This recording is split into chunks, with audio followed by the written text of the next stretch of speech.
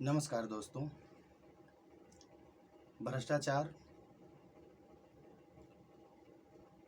75 साल हो गए और भ्रष्टाचार हमारे देश में 75 साल से चल रहे हैं।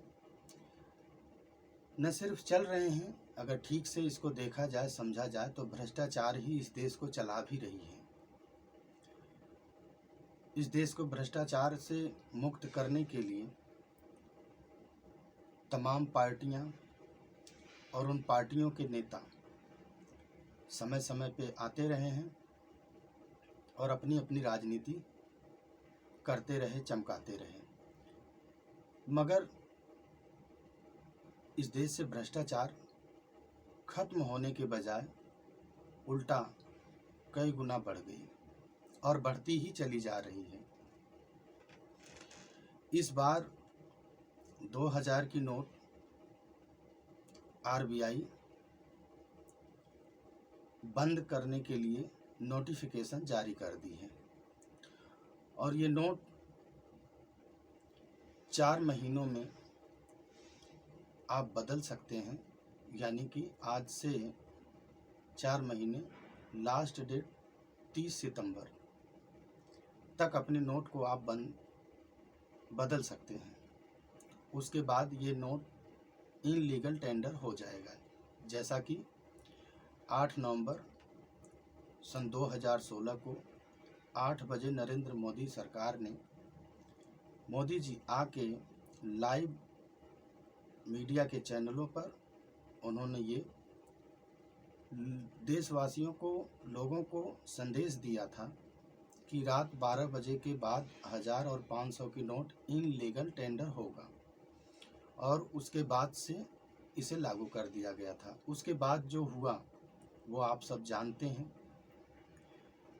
ठीक उसी तरह से आरबीआई ने इस बार अपना नोटिफिकेशन जारी किया है। सरकार का इस बार का फैसला नहीं है, नोटिफिकेशन आरबीआई के तरफ से आया है, भारतीय रिजर्व बैंक ऑफ इंडिया।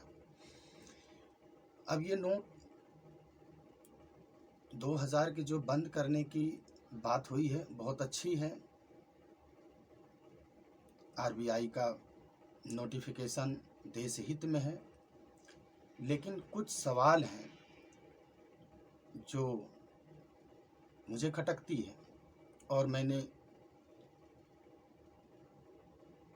इसे सोचा कि आखिर ऐसा क्यों, किस लिए ये किया गया है। जब 1500 की नोट बंद हुई थी तो ऐसा नहीं किया गया था। वो अगले ही दिन से सभी लोगों को अपने अपने पैसे अपने अपने अकाउंट में जमा कराने के नोटिफिकेशन थे, लेकिन इस बार ऐसा नहीं हुआ है।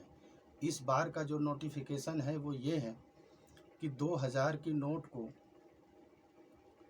कोई भी आदमी किसी भी बैंक में लेके जाएगा और वहाँ काउंटर पर देगा और 20,000 वापस लेगा। मतलब एक बार में 20,000 रुपये आप देंगे और 20,000 का फिर कैश वापस लेंगे और लेके चले आइए। खाते में जमा कराना जरूरी नहीं।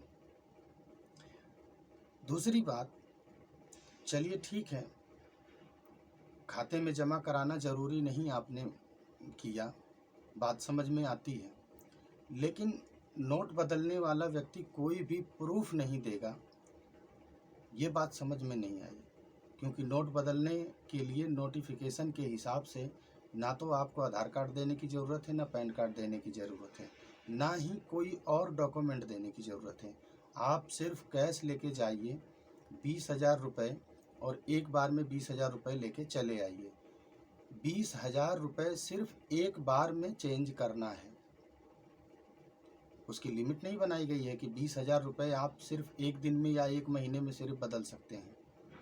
एक बार में, यानी कि यदि आपका 60 गांठ बैंक मैनेजरों से है, जैसा कि 2016 में सभी बैंकों से 60 गांठ जो हुई थी, 20% के हिसाब से सभी ब्लैक मनी रखने वाले लोगों ने ये पैसा बदला था। तो ये चीज़ अब भी होगा। अगर आपकी बैंक से 60 गांठ है तो आप बहुत आराम से दिन भर में 10 बार 20 बार ये 20,000 को आप कैश करा सकते हैं। हर बार 5 मिनट रुक के, 10 मिनट रुक के 20,000 रुपये आप जमा कीजिए और 20,000 वापस कैश लेके चले आइए। कोई डॉक्यूमेंट नहीं, कोई प्रूफ नहीं, बस। और स्टेट बैंक ने तो हद ही कर दिया। आज तो स्टेट बैंक ने यहाँ तक नोटिफिकेशन जारी कर दिया कि किसी भी फॉर्म को भी भरने की ज़रूरत नहीं, कैश लेके आइए और 20,000 दीजिए और सीधा कैश लेके चले जाइए, फॉर्म की भी ज़रूरत नहीं। यानी कि कोई भी रिकॉर्ड नहीं रखा जाएगा।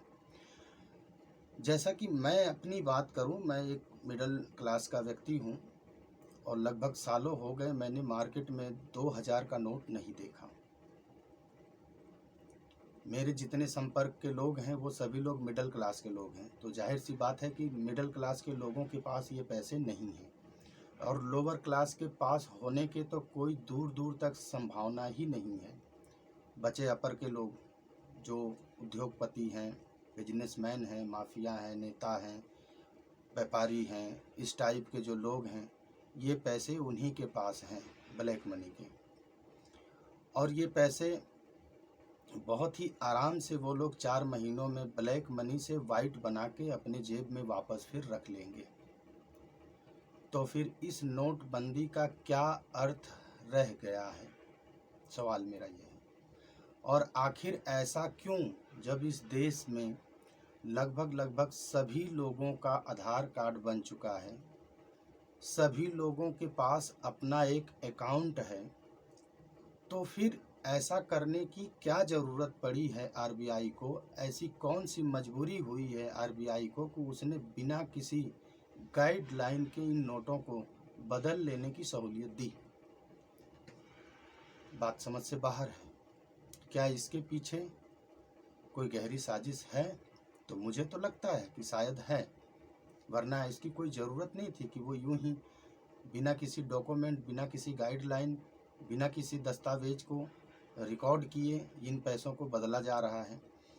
और ये बहुत ही आराम से, बहुत ही आसानी से इन पैसों को ब्लैक मनी से वाइट मनी बना दिया जाएगा। 4 महीने का वक्त बहुत बड़ा होता है, बहुत ज़्यादा है, और एक दिन में कोई लिमिट भी नहीं है। 1 बार, 10 बार, 20 बार, जितनी बार आप चाहें बदल सकते हैं ले जा कर के बैंक से पैसे।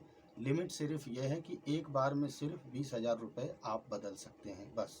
इसके अलावा दूसरी और कोई गाइडलाइन नहीं। तो फिर मेरा सवाल ये है कि इसके पीछे फिर क्या हो सकता है? तो सन 2024 में होने वाला चुनाव है, कहीं उस चुनाव की राजनीति तो नहीं है इसमें? अन्यथा ज़रूरत क्या है? नोटबंदी नहीं करनी चाहिए, या फिर बंद कर ही रहे हैं तो कुछ तो रिकॉर्ड रखो। ब्लैक मनी निकालने निकले हैं, भ्रष्टाचार को ख़त्म करने निकले हैं, तो कैसे ख़त्म होगा भ्रष्टाचार? किस तरह से ख़त्म होगा जब आपने बहुत ही आराम से और बिना कोई रिकॉर्ड रखे, आपको पता ही नहीं लगेगा ये इस बात का कि कौन आदमी कितना नोट बदला, कितना पैसे निकाल के ले आया, कितना लेके चला गया। जब ये कोई रिकॉर्ड ही नहीं रहेगा तो फिर नोटबंदी का क्या अर्थ है, क्या मतलब है? मेरी समझ से तो ये बाहर की बात है, मेरे समझ में ये बात नहीं आती। आपको क्या लगता है?